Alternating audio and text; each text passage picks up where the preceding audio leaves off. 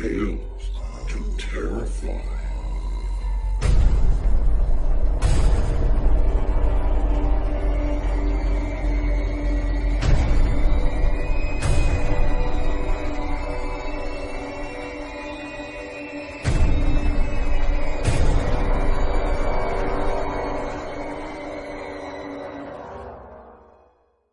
Good evening, children of the night.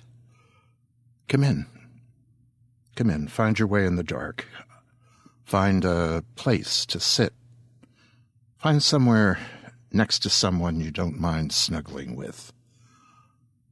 There is sad news this week, you've probably heard. Ray Bradbury has died. He lived 91 years, a long life, a good one. He filled the world with memories of times and people that are nearly as real. I grew up reading him, and I'm not a young man. His way with story was how I always wanted to see and report in the world. Ray never had a driver's license, and he wouldn't fly until late in life. We met fairly late in his life. We'd spoken on the phone quite a few times when I was working with the Organic Theater Company here in Chicago. We were interested in adapting and producing one of his novels. We met in person when he finally got over that lifelong aversion to flying. As he said, I had just got myself good and lubricated, and that was that. He said, and, well, there's more, and I'll have more to say about him on next week's show. So now, for tonight, we've got a nice chilly tale to help swipe the summer sweat from our brows. And we'll get to it right after a few announcements. What are they? Let's see.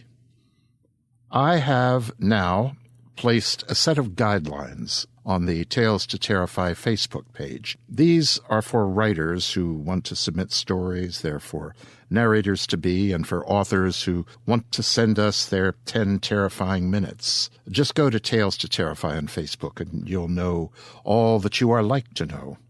Oh, yes, go to our site on the web, again, http:// well, you know what it is. It's talestoterrify.com. Make a contribution. Make a one-time gift or arrange to pay a couple of dollars, a couple of pounds monthly. It does help. And comments. Use the forum. If you like something, if you have suggestions, if you want to chat about some tale or some writer, stop by the forum. I would truly love to see a little family grow around what we're doing here, yes? I recently, this week as a matter of fact, had a long, impressive, well-written, articulate email from a listener who had some things he'd rather not hear, cited some things he liked, and so forth. The only problem I had with it was I wish he had placed it into the forum so that people with similar or opposite or marginally different points of view could also chat with him. Anyway, ghost stories. What do we all think of ghost stories? Is that form of horror too tame for modern tastes, now jaded by more shrill and bloodier offerings both on the screen and on print? Let me step aside here for a second and just say this. When I was beginning this part of my life as a writer, I've gone through a lot of phases. Most of the young horror writers I met were of a kind.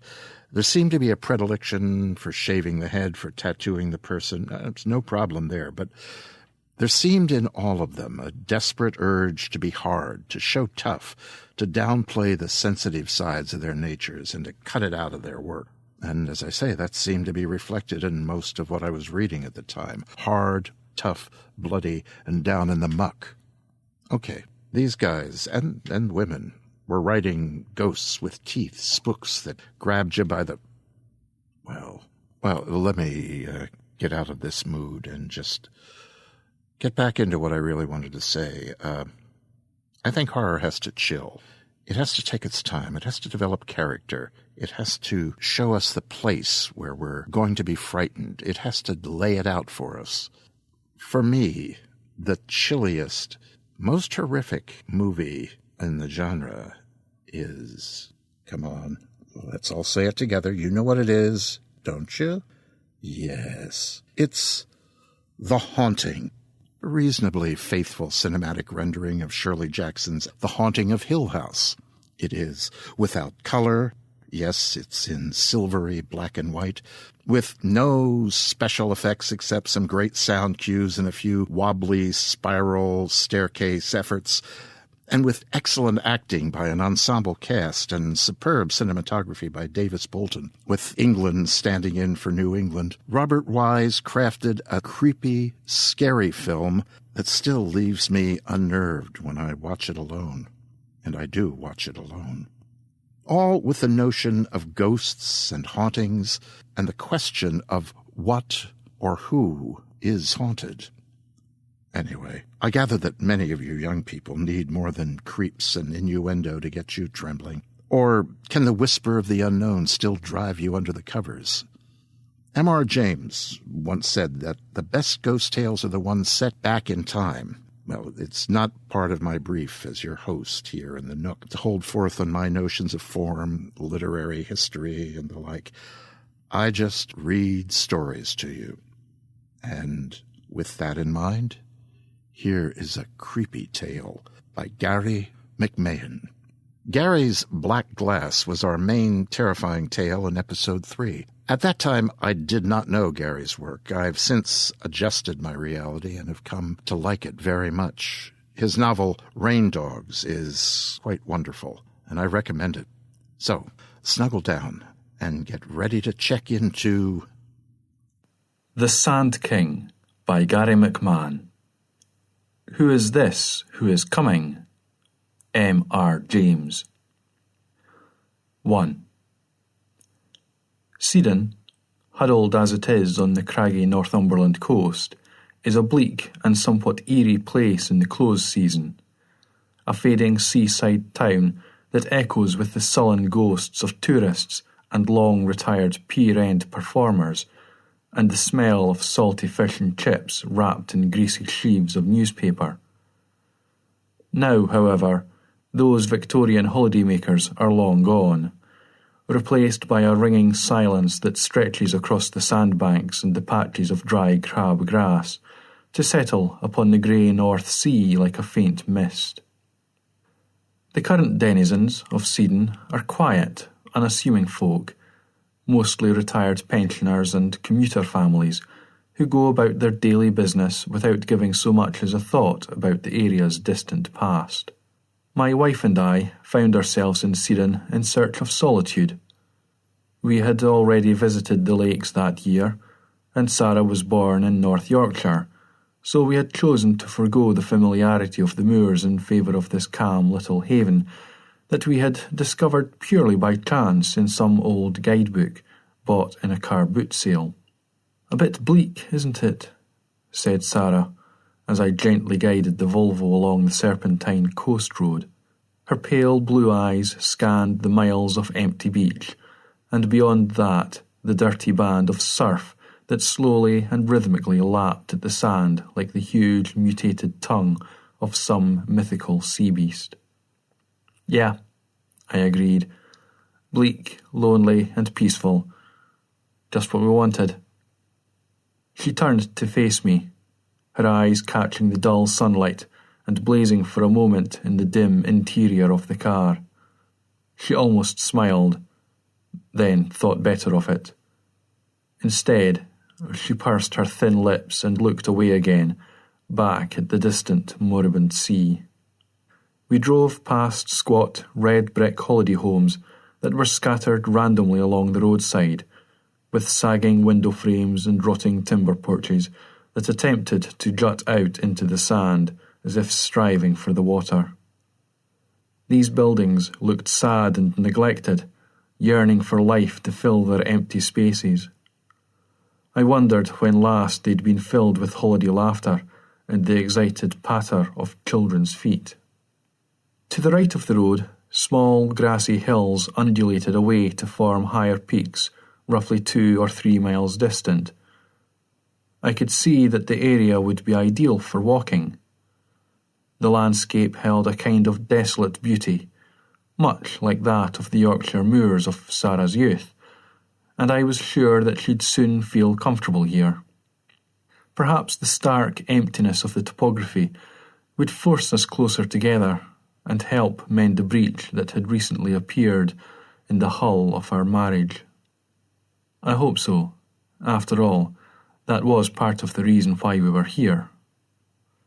A shock of white at the corner of my vision caught my attention, pulling me from my thoughts, and I glanced to my right across the scrubby grass and sandy hills to make out a small white windmill in the distance. It nestled between two small rises and was ringed by a cluster of what appeared to be bare firs. Beyond that, the land sloped sharply upwards into high brown hills with thin snaking pathways that looked as if they might go on forever. Yes, I thought, there is definitely beauty here. Soon we entered Seddon village itself. The roadside buildings became slightly more frequent and a lot more habitable, and turned into a small seaside village, one of those quintessentially English colonies that appeals to anyone who used to spend happy childhood summers on the coast. I'd been told to look for a pub called the Sand King, which proved quite easy to find, it being the only watering hole in town. It was an ancient, white-painted, low-roofed building with some sort of evergreen ivy climbing the crumbling salt-scoured walls and trailing like witch's hair from white timber window boxes that I just knew had to be constructed from the remains of wrecked fishing boats. I eased the car into the tiny gravelled car park and turned off the engine, and waited for Sarah to complain. "We going in then?"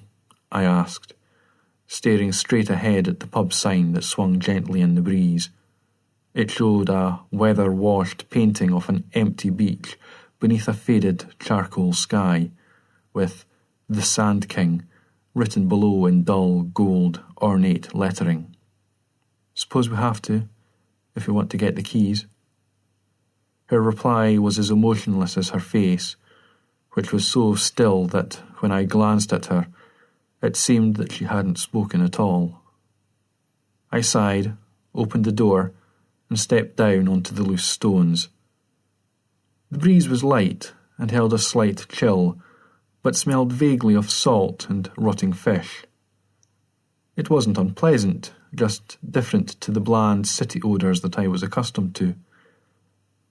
I could hear the sound of the waves like a constant backbeat, and it was soothing and welcoming, if a little lonely. Gulls wheeled far above, nothing but white specks against the grey sky. If I stood long enough and still enough, I was sure I'd be able to hear them calling to each other through the gauzy clouds. The passenger door slammed, and Sarah clumped towards the pub like a sulky teenager. Her back looked tense, shoulders bunched up towards her ears. She was always like that lately, and sharp with her words, when she chose to speak to me. It was as if there was a huge wedge between us that needed to be negotiated before we could reach common ground. Perhaps this break was exactly what we needed. I could get my work done in peace, and some of the damage between Sarah and I could be repaired. I caught up with her before she reached the door, stepped in front of her, and opened it. She stopped dead, glared at me, and waited until I had stepped inside before following silently behind. The door led onto a cramped passage, with rough, plastered walls and a very low ceiling. This, in turn, led into the public bar. The room was set out with a short wooden bar at the back and low wooden tables scattered throughout. There were one or two booths set against the side walls, between leaded windows, where scowling old men sat nursing pints of cloudy ale and not talking to each other. The only other customers were two middle-aged women sipping sherry at a table in the centre of the room, and a scruffy-looking man, aged anywhere between 30 and 50, who sat at the bar with his fingers wrapped tightly around a whisky glass. There was no sign of any staff, and the drinkers each glanced at us for about 2 seconds before getting on with minding their own business. I approached the stained bar and peered through the small doorway behind, seeing nothing much but yet another gloomy little passage leading onto a stairwell that lurched down steeply into darkness. "Eddie!" It was the man at the bar, tipping forward on his worn perch and yelling into the doorway. A large man in a stained white shirt and leather apron came jogging up the steps and along the tight passage. I nodded my thanks to the yeller, who nodded sagely back before taking a sip of his drink. "Morning, sir, and what can I get you?" asked the landlord, his ruddy face leaning towards me like a craggy boulder tumbling from one of the cliffs we had seen earlier along the coast. His massive hands kneaded his apron, tugging at the worn leather. The yeller at my side let out a muffled bark, then swallowed what remained of his whisky, pulled his coat around his stick-like body, and left the building without another word. I turned back to the big man and placed my hands side by side on the bar top, feeling its dampness chill the flesh of my palms. The vibrations of past pint pots slammed down onto the wood seemed to thrum along my arms. "I'll have an orange juice, please." "Certainly, sir. And the good lady?" With this, he nodded at Sarah, his bushy eyebrows wriggling like caterpillars above eyes that could have been blue, green, or hazel in any given light. "I'll have a G&T, said Sarah, knowing that her request would be like a physical blow. I hadn't touched a drop of alcohol in 8 months, yet she still persisted in drinking heavily in my company. It was as if she were twisting the knife in an old wound and waiting for fresh blood to flow. The drinks arrived promptly, and Sarah took hers to a table by the door. I stayed at the bar and just held the glass of orange juice for something to do with my hands. "Would you be Eddie Fletcher by any chance?" I asked the blustery old fella behind the bar. "Aye, that'll be me. Large as life and twice as ugly, if you know what I mean. What can I do you for?" He started wiping the bar with a filthy rag that he'd pulled from a pocket of his apron, smearing any slops that were there even further across its tacky surface. "I'm Dan Harlow. I emailed you a few weeks ago about renting Dune House." "Ah, of course, the beach house. I've been expecting you, but I got my dates mixed up as I deleted that last email. I thought you were coming tomorrow. I'm glad to meet you, Dan." He stuck out one of his shovel-like hands and pumped my own up and down so hard that my shoulder began to ache. "That's my wife, Sarah," I said, and waved a hand in her general direction. Sarah raised her glass, made a facial expression that sat somewhere between a smile and a scowl. As usual, I failed to read her mood. Or perhaps I just couldn't be bothered to decipher her emotional swings and roundabouts, as this had been going on far too long. "Bit of an odd time of year for a holiday by the sea, Dan. I mean, October can get cold here in Sweden." Fletcher was fishing, wanting to know why we were here, but I wasn't offended by his intrusiveness. I was actually quite glad to tell him. "To be honest with you, it isn't really a holiday. I'll be working too. Not to say that we aren't using the trip as a well-earned break." "Working, you say? Would it be nosy of me to ask what manner of work a young man like yourself does?" He raised his bushy eyebrows like a comedy yokel in some 1950s film. It suddenly occurred to me that he used this approach to mask a keen intellect and manipulated the gullibility of outsiders, along with their need to believe in cliché, to his advantage. I smiled, warming to the man. "No, not at all. I'm an artist. I'm here to make preliminary sketches for a book I'm working on, an illustrated edition of a story by M.R. James." "Aha," said Fletcher, dropping the act. "Good old Montague Rhodes. Great. Great campfire ghost stories, those are. Which one are you illustrating, then? He leaned forward, genuinely interested, and I grinned at his enthusiasm. Oh, whistle and I'll come to you, my lad. One of the best, said Fletcher. Although, personally, I prefer A Warning to the Curious, with those buried clowns.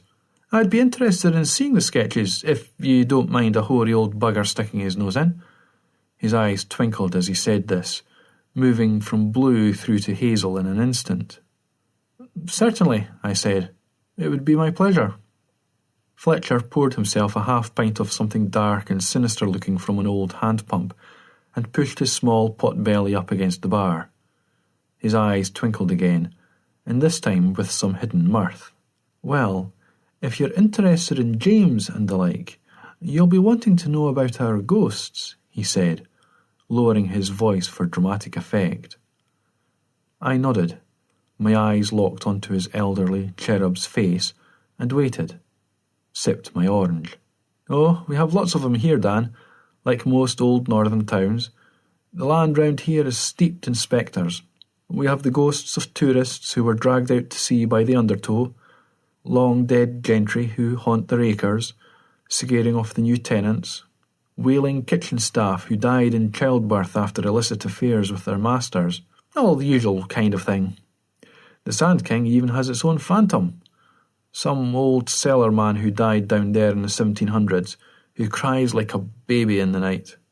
I ain't ever seen him, but I've heard his clamour. Then he laughed, gulped down the remainder of his drink, and ducked back down into that dark passage that led to the cellar, past the optics and the greasy mirrored tiles and antiquated posters claiming that Guinness is good for you.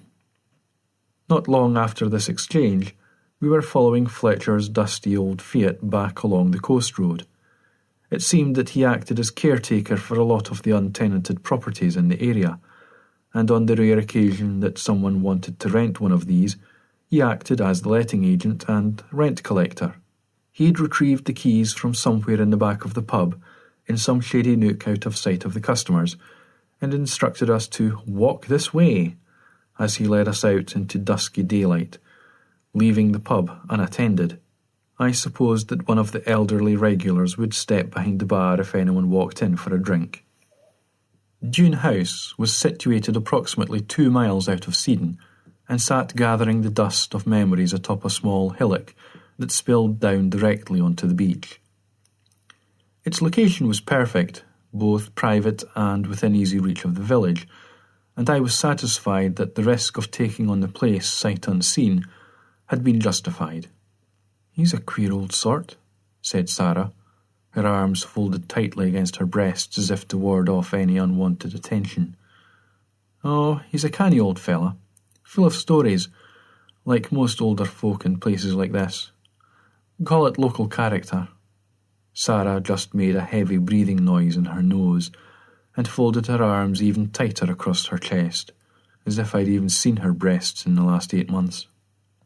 Her sex life was so stale that she even put on her nightgown in the bathroom before coming to bed at night, when in the past we'd both always slept naked. I felt a sudden stinging loss at my centre, which was closely followed by what I could only call hatred. I closed my eyes and waited for the emotion to pass. I didn't want to go there again. Not here. Not now. Not ever again. Fletcher steered his Fiat off the road and onto a sandy track, then pulled up sharply in front of a plain little bungalow-style building. He climbed out of the car very slowly, clutching the small of his back as if he suffered from some kind of injury. Pain flashed briefly across his kind face, then retreated into his saggy features when he caught me looking. He smiled, rubbed his back, and motioned for us to come over. Dune House was a little run down, mostly due to the fact that it hadn't been inhabited since 1974. "A bunch of those long-hair hippie types," said Fletcher, "with their headbands, acoustic guitars, and illegal substances. They left the place in a right old state, with CND signs and God only knows what else daubed on the walls, and cannabis seeds all over the floor. Took me 2 weeks to put it all straight. Since then, I've just popped in once a month to spruce things up a bit. He gave us a quick, guided tour of the place. One big bedroom, a spacious living area with sliding glass picture windows that led out onto a wooden deck, a joint kitchen and dining area, and a small but functional bathroom with a shower rail installed over the big old claw-footed tub. It was basic, nothing much to look at, but it would serve our purposes adequately for the month that we intended to be living there, attempting to knit together the fractures in our marriage while I worked through my own demons in my sketchbook on the beach. Back outside, Fletcher and I stood staring out to sea while Sarah began to unpack our bags in the bedroom. The sun was quivering behind a hazy, shifting cloud cover, ducking in and out of view, the sea swelling softly, its sound comforting, womb-like. Fletcher's silent company was easy, natural. "See over yonder?" he asked, pointing away across the pale expanse of beach and towards a huge cliff that jutted out over the sea like a giant's chin. "That's all that's left of the old Seedon boneyard, where all our dirty secrets used to be buried." "Used to be?" I glanced at him, registering his strange wan smile in the wavering sunlight. "The whole cemetery slid into the sea back in the early 80s. Caskets, bodies and all, just crashing down and slipping under the cold waves. The entire cliff face just crumbled away, natural erosion, they said, and it took the lot with it. So now, all our ancient dead ride those underwater currents, reaching towards the surface like drowning swimmers. The old church is still up there, what's left of it. Just stones now, scattered across the dirt." I strained to see if he was teasing me, weaving some shaggy dog story on my behalf. He looked me straight in the eyes and said, "See, I told you we had our ghosts." And then he was gone, his little car charging back towards the village as I watched him go. I looked back up at the jagged snarl of cliff and wondered if any of the bodies had been found, washed clean of flesh by the tides. Then I went inside and boiled some water in an old tin kettle I found under the sink, listening to Sarah as she huffed and puffed and clumped about like a spoiled child in the other room. After making a pot of tea, I took her a cup, not really thinking anything of it. I walked up softly behind her as she bent over a suitcase and rifled through its contents. I reached down, placed my fingertips on her bare shoulder. She jumped as if she'd been shot, slumping forwards across the open case, and when she turned to look at me, there was such fear in her eyes that I felt guilty and ashamed all over again. The fear turned to anger, cutting off any potential tears, and she snarled at me. "What the hell are you doing creeping up on me like that?" I'm sorry, I didn't think. I've made tea." I raised the chip china cup in my hand, offering it like some kind of gift to appease an angry god.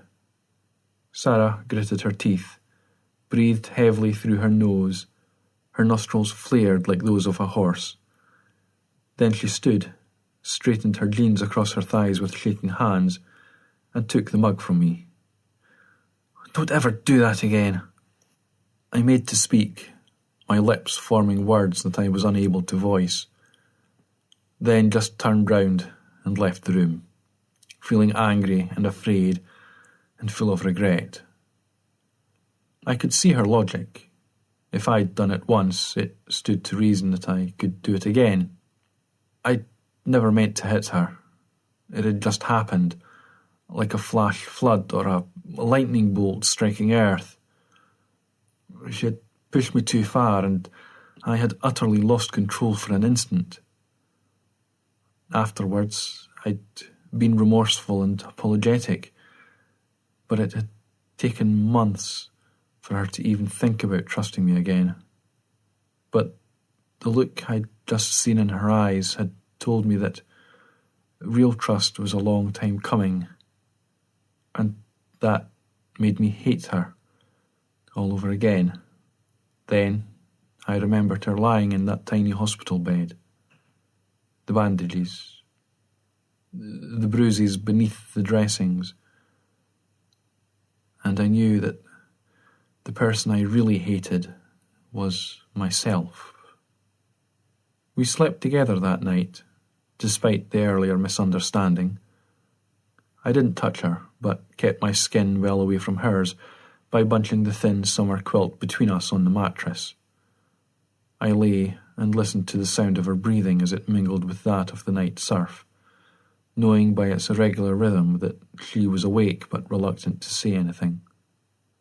If I spoke, it might wreck the temporary peace we had found, so I kept my lips sealed.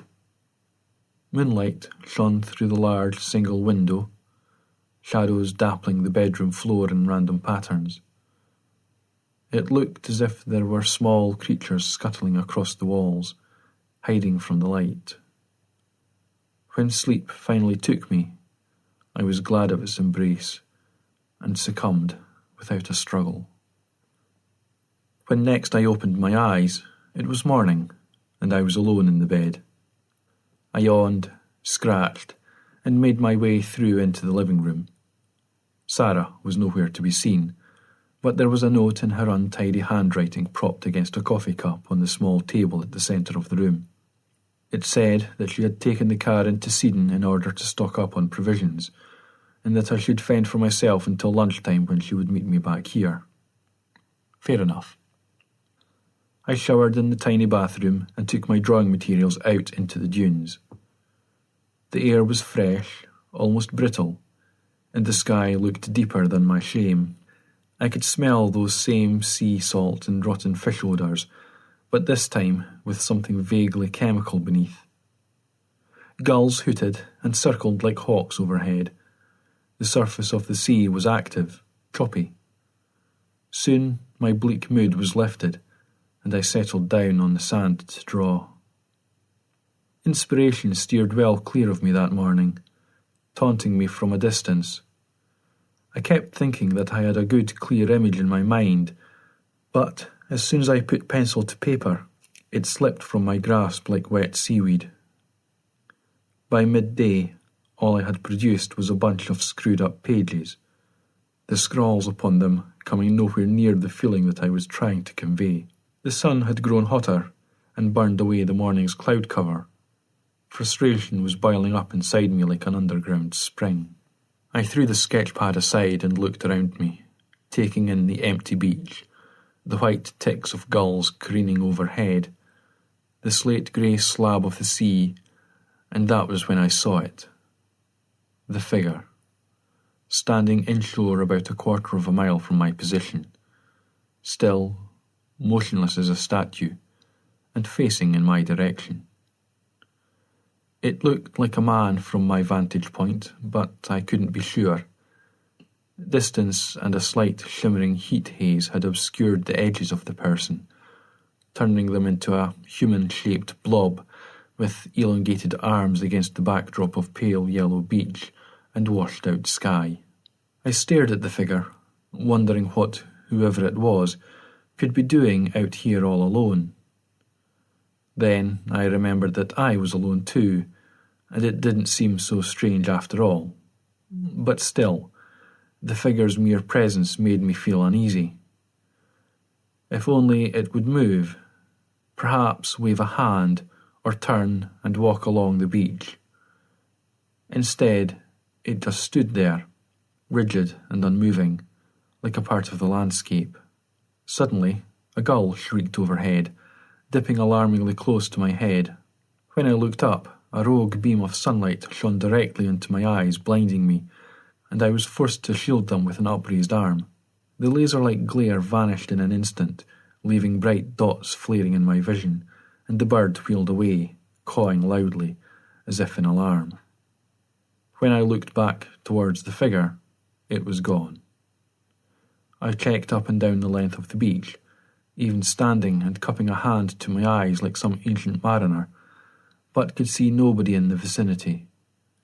It was as if I'd imagined someone watching me from that spot on the sand. I sat back down and hastily sketched what I thought I'd seen on a clean page. A rough black silhouette that bled into the electric air around it. Long, simian arms hanging, shaggy hair rustling in the soft breeze. It was just the image I'd been striving for, unreal, forlorn, and deeply unsettling. Glad that I'd at least managed to get something down on paper, I packed up my gear and headed back towards Dune House and lunched with my wife, uncertain of what her mood would be. "You're late." She glanced at me from her place on the bulky sofa, some chick-lit novel in her hand and R&B playing on the little portable stereo we'd brought with us. "I've already eaten, but there's some cold cuts on a plate in the fridge." I walked into the kitchen without saying a word. I couldn't trust myself to remain calm and focused. Yes, I'd done wrong all those months ago. I'd hit her.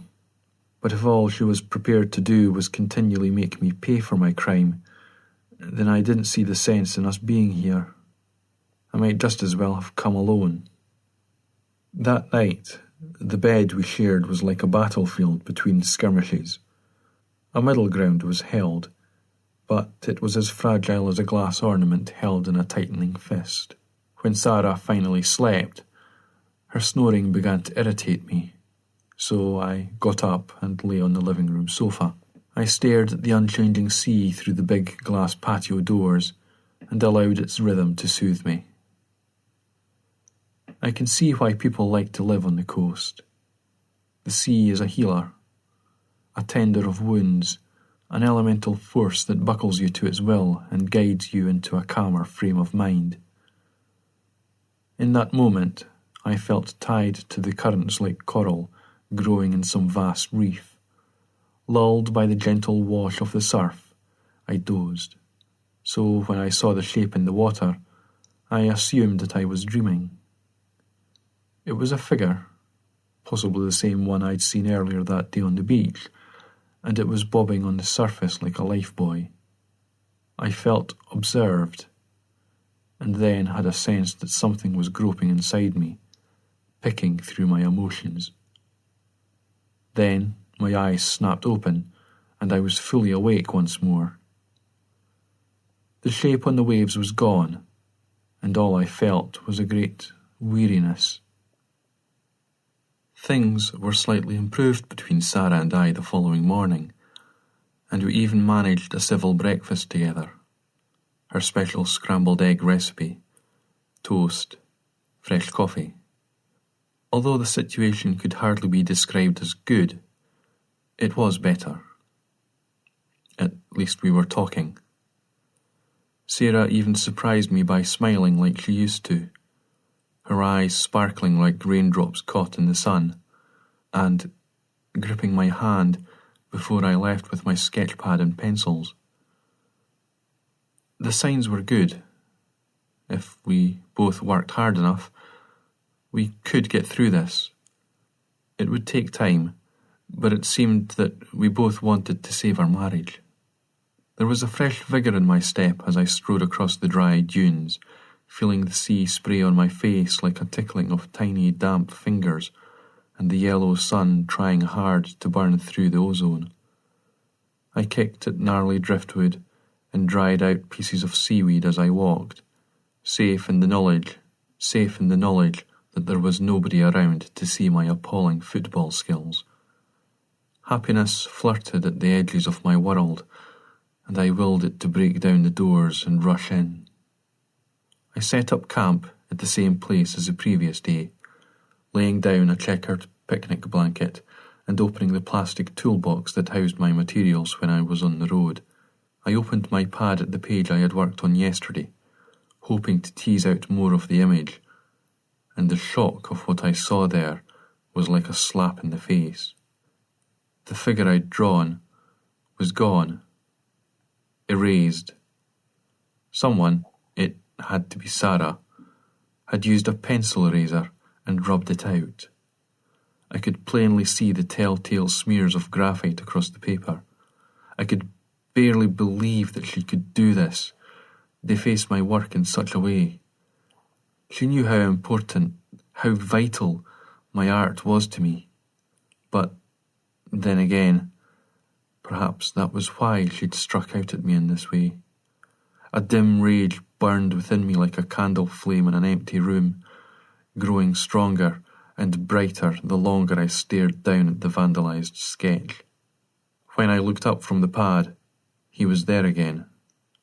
This time I became certain that he was a man, and his name even appeared in my mind in the form of the old pub sign from Eddie Fletcher's place in Seaton Village. The Sand King. He stood in exactly the same spot as he had the day before, assuming exactly the same posture. His body was rigid, and this time I could make out that he wore some kind of long, dark overcoat, and that his arms were indeed almost comically overlong, like those of an ape. His unruly mop of shoulder-length hair churned sluggishly, like underwater flora in the slight wind that had suddenly appeared, and he stared straight ahead, at me. It was then that I noticed the hand at the end of one of those elastic arms. A finger that looked to be about 8 inches long was pointing straight down at the sand by his feet. He stood that way for hours or minutes. I couldn't tell which. Time had ceased to mean anything at all. I clambered to my feet, the wind growing stronger and blowing up little eddies of sand as I walked towards him. I took 2 steps forward. He took the same number back, retreating as I advanced. It resembled some kind of bizarre dance step. However far I walked towards him, he equalled the distance in the same direction, his stick of a finger still pointing at the same spot on the beach, the arm it protruded from angling stiffly upwards to accommodate the act.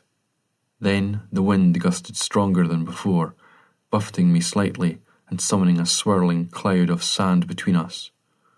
Of course, when the sand cleared, the Sand King was gone. It could have been no other way. I kept walking, stopping only when I reached the point at which he'd first appeared. There were large footprints visible in the sand. They led back a few feet and disappeared, as if the man who had made them had simply vanished into thin air. The wind died around me, and I suddenly felt like I was trapped in a vacuum, or wedged between 2 plates of glass like a laboratory specimen. Then the sound of the surf crashing against the beach, eroding the land and gradually chipping away at man's tenuous foundations, filled my ears and dragged me roughly back into the moment. I knelt and touched the sand where he had stood. It was hard, like a crust had formed, and when I pulled at it with my fingers, it came away in one piece, like a square of turf cut from a garden lawn. I dug deeper into the moist sand beneath, not knowing why, but compelled to do so anyway. When I unearthed the shell, it was with a strong sense of disappointment. I had expected something more, something mysterious. I retrieved the shell from the sand, brushing it off with my hands and examining it. It was a large conch, about the size of a child's head. Its colour was almost pure white on the exterior, but in the labial folds of the shell were displayed all the colours of a rainbow. It was beautiful, yes, but rather ordinary considering how I'd been led to it. The finer details of the James story that I was illustrating came immediately to mind. The protagonist finding an inscribed whistle half buried in the ground in an old cemetery, and when it puts it to his lips and blows, he evokes some malignant stalking entity. Well, I'd already seen my phantom, so perhaps if I blew into the conch, he would be sent on his way, guided to wherever he needed to go by whatever sound I managed to call forth. Only half serious, I wet my lips and placed them upon the puckered orifice at one end of the shell. Blew as hard as I could. Nothing.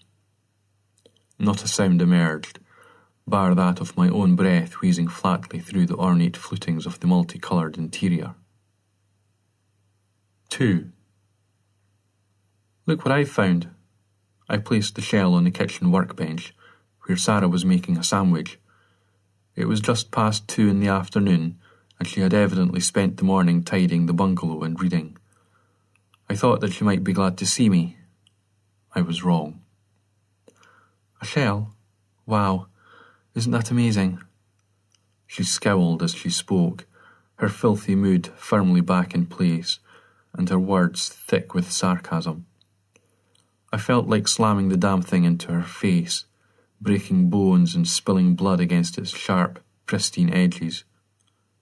Ashamed, I drew back and retired to the living room. Rain was beginning to fall outside, fat drops exploding against the glass of the patio doors and drenching the rotten timber decking that lay beyond. The morning's sun, it seemed, had been a promise not kept. Sarah drifted into the room behind me, chewing slowly, like a bovine. Want one? She asked, lifting the sandwich to eye level. I shook my head, slumped into the sofa, and stared at the rain and the darkening sky that hinted at even more bad weather to come. I didn't mention the defaced sketch, or the man I'd christened the Sand King. They felt like secrets that I needed to keep to myself for now, so I buried them deep inside the delicate swirls and curlicues of my shell-like mind.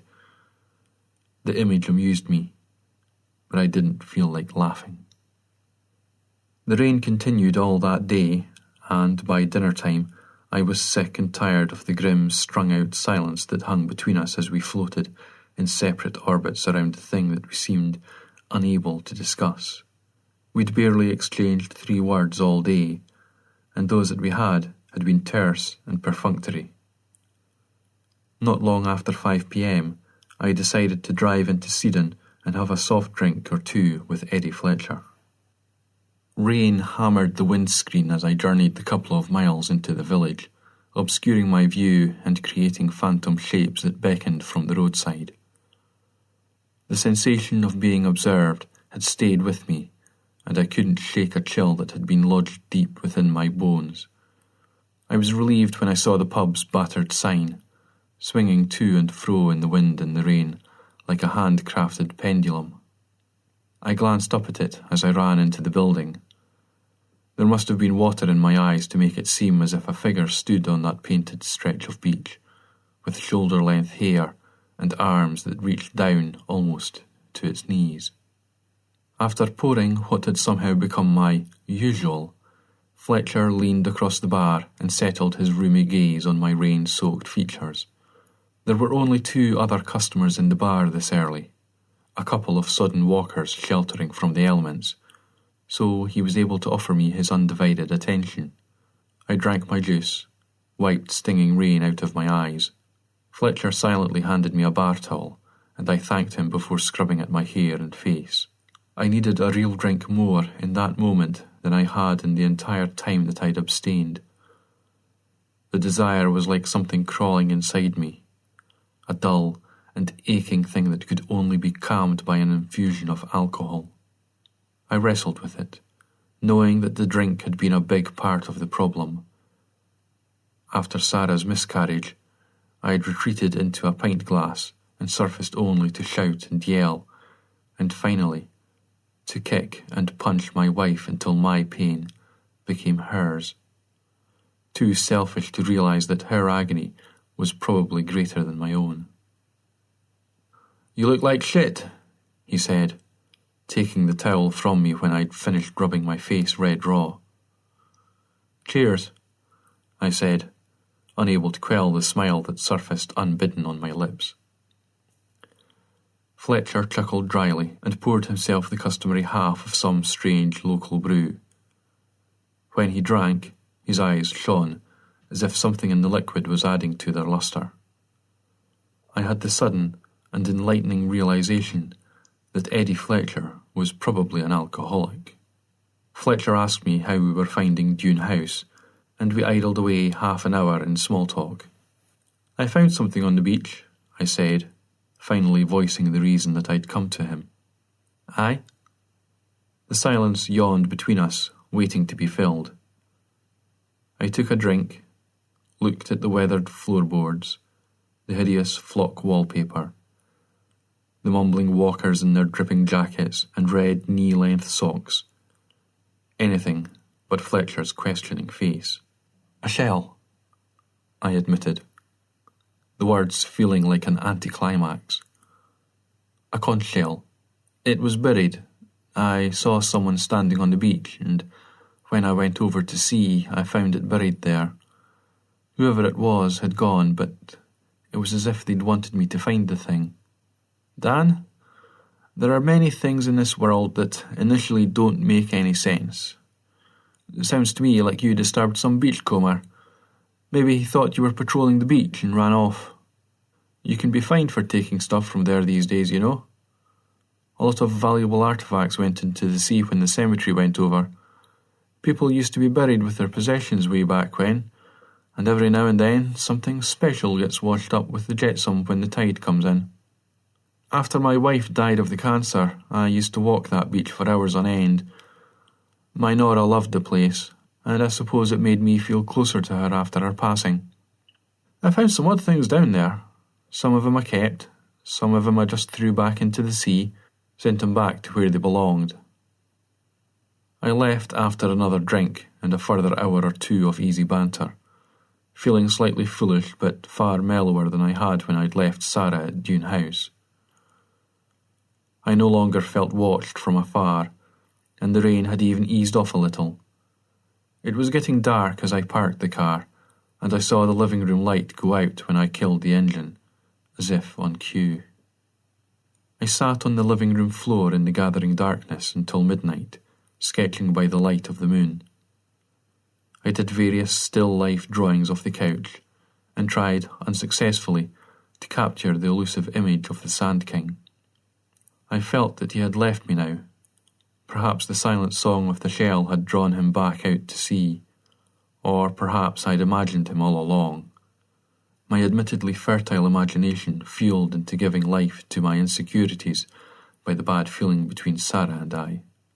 I recalled the hallucinations from my drinking days.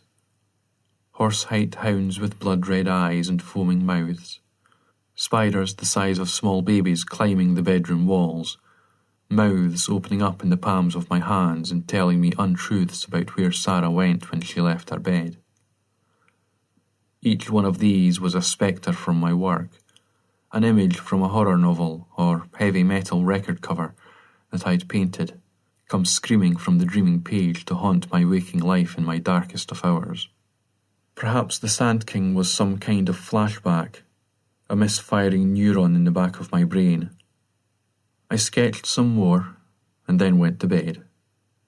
Sarah was curled away from my side, knees drawn protectively up to her chest, and long hair obscuring her face like a shadow that had detached itself from the night. I lay on my back and stared at the ceiling, watching the reflections from the sea play across the plaster like ectoplasm. Closed my eyes, listened to the water rustling like tracing paper, crumpled in giant fists, as I drifted away on its iron-grey surface. When I rose the next morning to find the conch missing, the old anger flared within me again. Sarah had moved it. She must have. I could hear the clatter of pots and pans and cups from the kitchen, so padded through on bare feet to find out exactly what was going on. I was wary of sneaking up on her this time, so coughed to announce my proximity. "Morning," she said, without even turning round to look at me. "Morning. Have you moved my shell?" I cut right to the meat of the thing, sparing no time for idle chit-chat. "The conch shell. I left it on the coffee table last night and it isn't there." At last she turned to face me, pulling her nightgown tight at the throat to hide the swell of her breasts. "That shell? No, I haven't touched it. To be honest, I'd forgotten you had this smelly old thing." There was a tiny half-smile, and then she turned her attention back to the cooker. I saw that there was a pan of milk bubbling away on one of the gas hobs. "Porridge? It's a bit chilly out there today, so I thought you could use that ready-brek glow." Deep down, I knew that she was attempting to cut through the heavy atmosphere that lay like an immovable object between us. But the disappearance of the shell had troubled me. In truth, It was bothering me a lot more than it should. "I want my shell, that's what I want." The words came out with a venom that I hadn't altogether intended. Sarah stepped back as I spoke, her hands opening and fluttering at her throat like caged birds. "I haven't moved your fucking shell. For God's sake, Dan, what's got into you? It's a shell, that's all." But I knew that she'd moved it, just like she'd erased the figure of the Sand King from my drawing. I could see it in her eyes, in her guarded posture, no matter how much she protested. I moved towards her in the small, bright kitchen, my head beginning to throb and spots of light exploding before my eyes. Before I even knew what I was doing, I'd grabbed her by the forearms and was pushing her up against the cooker. I pulled back a balled fist, shifted the other hand to her gleaming white throat. The pan of milk went crashing to the floor, its boiling contents washing across the cracked plastic tiles and scalding my feet. Screaming in pain and confusion, I let go of Sarah, hopping and trying to grab both feet with my flailing hands. She retreated and cowered in the corner like an injured animal, eyelids fluttering as if she were having a fit, mouth gaping as if she wanted to say something but couldn't locate the language. The pain in my feet receded to a dull pressure, and I sat on the floor in a puddle of cooling milk, rubbing my toes. The skin was bright red, wounded. Quietly, and with little fuss, Sarah began to weep. I didn't have a clue what to do, so I ran back into the bedroom and put on the first clothes that I could lay my hands on. When I left the house, Sarah was still hiding in the kitchen. I was unable to bring myself to face her to say goodbye. The icy mixture of wind and rain shocked my senses as I ran on aching feet across the sand, parallel to the thin ridge of shingle that bordered the surf. I couldn't allow myself to believe what I'd almost done. How the hell could I have lost control like that, and all over a shell? It was so absurd that I almost laughed, but the brewing storm ripped the sound from my throat as soon as I opened my mouth. I can't recall exactly where I went that day, or much of what I did. All I do remember is running, walking, stopping at a shop for chocolate bars and cans of juice, then running again. It seemed to me now that I was looking for something, but would only know what it was when I stumbled upon it. I think that I slept for a few hours in a broken-down church that I found high up on a cliff. Its ruins pocked the earth like scabs, and I managed to nap in the cave of a basement. I even have a painful memory of walking the torn cliff edge in a teary daze, searching for the uncovered remains of coffins and family vaults that hadn't slipped over into the hungry waves. Nothing else. It was night again when I returned to Dune House, seeking penance and atonement. If Sarah was still there, I would crawl to her on my hands and knees for forgiveness, if that was what it took. All thoughts of the conch shell, and of the Sand King himself, had left my mind. She was sitting on the bed when I entered the bedroom, staring more at the place where I stood than at me, with an expression that I couldn't read at all. Her eyes were hard, like granite in her pale face, and I could feel the anger radiating from her like heat. I sat on the floor in the doorway, too afraid to go any further, dripping wet and waiting for her to break the silence. "We can't go on, Dan. Not like this. It's fucking terrible and stupid and heartbreaking." I remained silent. This was her turn. Her time to talk, and mine to listen. "Yes, I had a miscarriage. Yes, I was stupid and hurtful, and slept with another man while you were drinking it all away.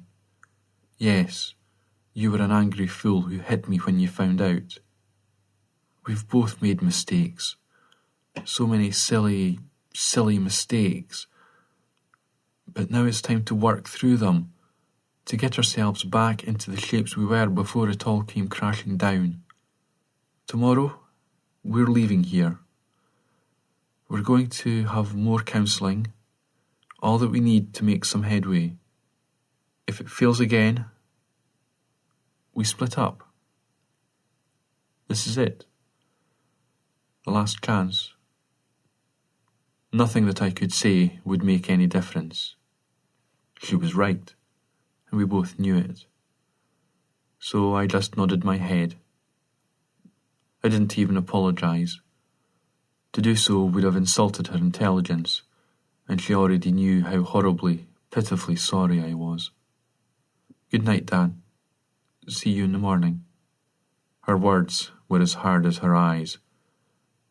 And when she climbed into bed, fully clothed, and pulled the covers up around her chin, I knew that if we failed this time, I'd never see her again. Like she had said, this was it. The sound woke me, and it took me quite some time before I realized that it wasn't bleeding through from the dream I'd been having, a nightmare pursuit across a wide expanse of foam-edged sand. I struggled through layers of sleep and blankets and sat up straight on the couch. Staring through the patio doors, I could see the ever-busy ocean eating away at the shore, advancing inch by inch, hour by hour, day by day. The sound continued even after I was fully awake, a long, low wailing, just how I imagined the lowing of some huge prehistoric beast might sound, mournful as whale song, but deeper, more insistent. And it was getting louder, coming closer. I moved to the glass doors and peered along the dark stretch of beach. Far off, and moving fast towards Dune House, was a figure, the Sand King. As he neared, I saw that he held something against the lower half of his face as he ran in an uneven, loping gait. It was the conch, and he was blowing into it, answering the call I'd silently sent out to him when I'd pressed it to my own dry lips. The call of the conch came again, raging through the night and into my ears like a black wind, digging deep tunnels into my mind and planting its seeds of despair. His long arms flopped like those of a doll, the one not raised to his mouth, swinging freely at his side as he scrambled across the beach, sending up little puffs of sand in his wake. The closer he got, the more I could see of him, and what I saw was terrible. Long hair that hung in patches from a huge, misshapen skull, dark gouge of a mouth set in the middle of what barely resembled a face, black tunnels of eyes with movement deep within their sockets that could have been some dim form of intelligence, or merely the sea creatures that had made their home there, cavorting to the sound of his horn. My mind was racing. Images splashed and merged into kaleidoscope pictures and sensations that I couldn't even begin to decipher.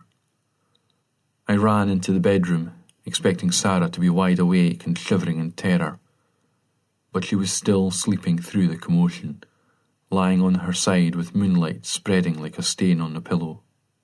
I went to the bedroom window, saw him sprinting as best he could towards the front of the house. It seemed that pieces of his dark garments, or of himself, were flaking away and flying behind him like a flock of bats, following in his wake. Then his ruined face turned towards me, and he dropped the conch on the sand.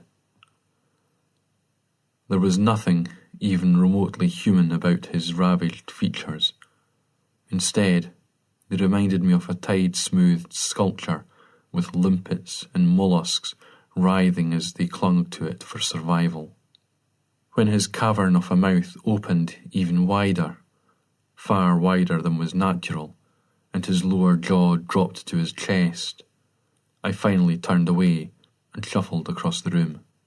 I barred the bedroom door with whatever I could find.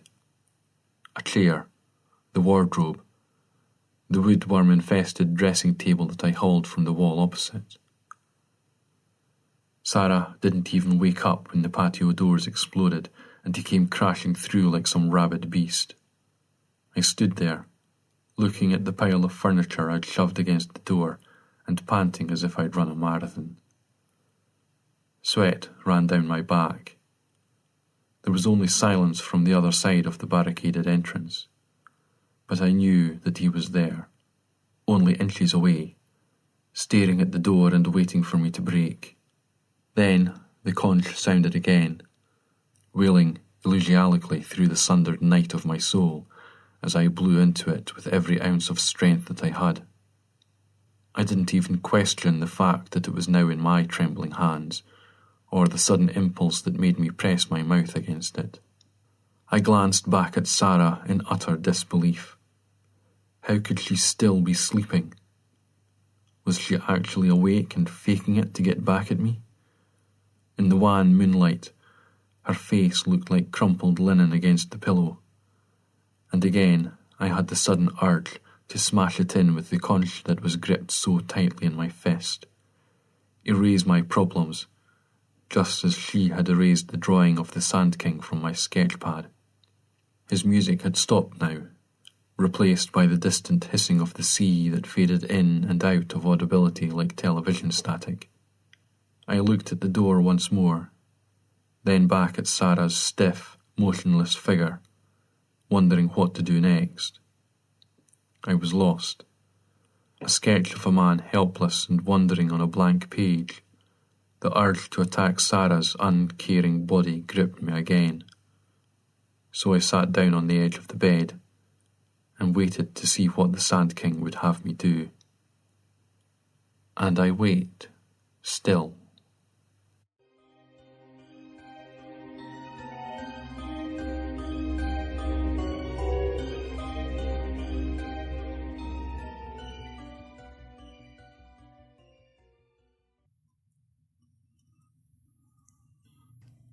Thank you, Gary.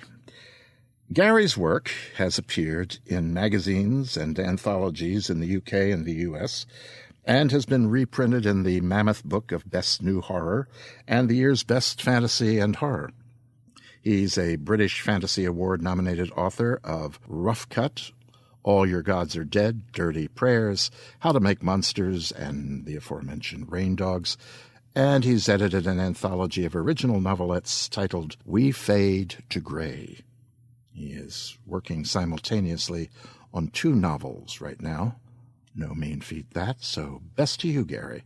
For more on him, he blogs at www.garymcmahon.com. That's GaryMcMahon.com. The Sand King first appeared in All Hallows 42, the October 2006 edition, edited by Barbara Roden at Ash Tree Press. And thank you, Paul W. Campbell, for it was a terrific reading of this tale. Paul is a Scot. I guess I need not tell you that. He lives in Scotland and enjoys hill running. I don't think he has any options, though, does he? And he recently did so with a collapsed lung, so he says. He is also addicted to audiobooks, and, well, I guess there are worse things to jones over. He's also working on a novelization of an audio drama he wrote some years ago. While doing so, he is trying to relearn how to write using more than just dialogue. Great job on this story, Paul. I'm looking forward to hearing more from you. I was bright and happy when I first encountered this story. First, it's gloomy, and it's atmospheric. That always sets the mental stage for me. Gary's tales always put you into a well-painted, well-thought-out picture, and this is an excellent tale. Second, his people are always rich. They make you want to know more about them. And also, this story references one of the greats in the genre, M.R. James. His, "Oh, whistle and I'll come to you, my lad," is among the creepiest ghost tales in our language. And I hope to bring it to the Nook one day. And some others of his. Well, that's from where Gary's opening epigram comes, by the way. Who is this coming? I guess that's always the question, isn't it, in horror? And it's almost always never answered. At least, not in this life. At least, not by the really good writers. Too often, I think, we fans of the form, well, fans of any genre, actually, are content to let the writers of today be our head's only content. Writers too frequently know only what's going on around them, thinking, well, wisely, perhaps from their standpoint, of selling their work, that they have to turn out what is now, what is selling, what editors are buying. But they forget the echoes of the past that really should inform their work. Well, we'll try to amend that here in the Nook. We've had a Lovecraft, and soon, as said, we'll have some James. The long shadow of his whistle, "And I'll come to you, my lad," is part of the darkness of Gary's Sand King. I think you'll like it if you haven't read it. If you have, I hope you'll like our presentation of it when we do it. And maybe we'll do the ash tree. And well, we'll see. If my memory is correct, I think it is Stephen King that has cited the ash tree as among the best horror tales in the language. So, stop by our site, talestoterrify.com, and let us know what you like, what terrifies you. I appreciate it. And that will do it for the evening, children of the night. I hope you've enjoyed tonight's tale. I hope you'll tell your chums. Don't forget, it's not too late to sign up for the Narrator's Workshop. That's this Sunday, June 10th. Click on the link. Can't hurt. And now, up and doing, bright and chipper. Uncurl yourselves and consider your walk home. There's no ocean out there. No, not here. This is Chicago. There is, however, a lake. A great lake. It's just 3 blocks away.